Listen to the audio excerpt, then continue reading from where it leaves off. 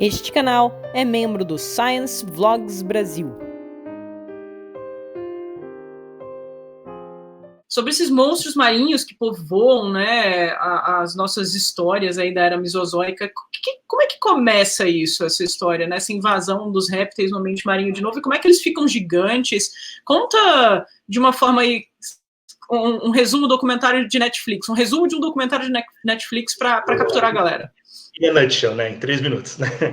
Então, é basicamente assim, você tem esses grandes répteis marinhos, né, surgindo no Triássico. Então, os primeiros são os ictiossauros. Os ictiossauros são os primeiros...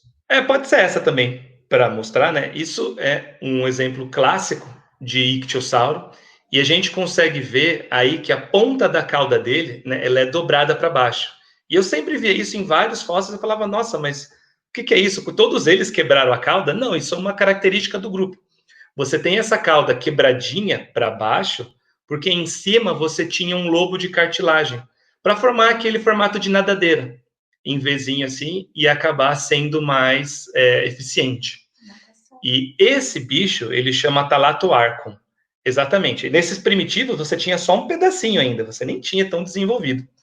Esse animal aí, dessa reconstrução, ele aparece logo no começo do Triássico, e ele é o primeiro grande tetrápode predador de topo do planeta, porque é um animal que chegava aí até os seus 6, 7 metros, e lembrando que o Triássico ocorre pouco tempo depois da grande extinção do Permiano, então é uma loucura você imaginar que, sim, 5, 10 milhões de anos depois daquela extinção que quase acabou com a vida no planeta, você já tinha grandes predadores de topo no oceano.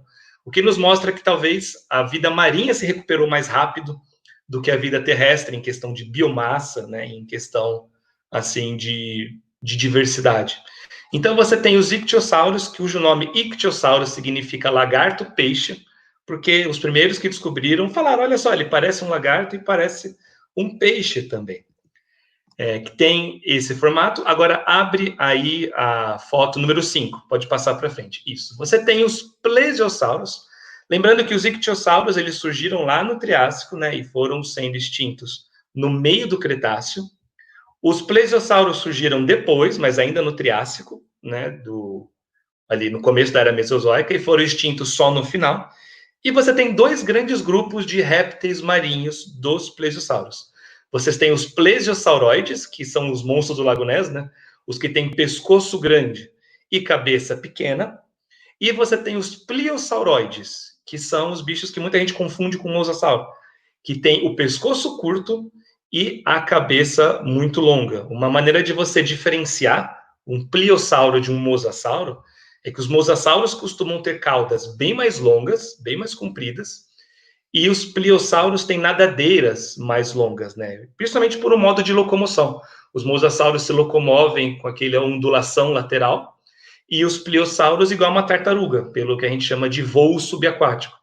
Os plesiosauros, de uma maneira geral, tanto os de pescoço longo como os de pescoço curto, eles conseguiam mover independentemente as nadadeiras dianteiras e traseiras.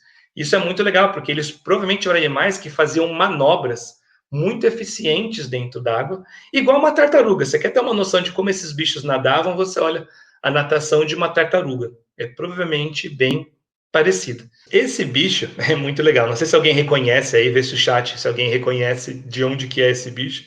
Quem é mais da velha guarda, Paleo Geek... Nossa, a galera já falou pra caramba dele, estão perguntando 1000 perguntas dele, já anotadas aqui pelo Gabriel. Então... já sabe, né? Já sabe. Esse bicho é o Liopleurodon, que é o plesiosauro que foi considerado durante muito tempo o maior réptil marinho de todos.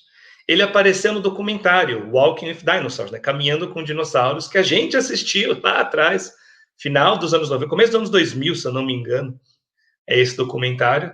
E ele tem uma história de reconstruções muito interessante. Ele tem essas primeiras reconstruções, nesse documentário, ele aparece como sendo um réptil marinho de 25 metros de comprimento. E aí, alguns anos depois, acharam novos fósseis, e aí baixou a estimativa para 15 metros de comprimento, o que ainda é bem grande. E aí você fala, nossa, mas reduziu 10 metros da estimativa.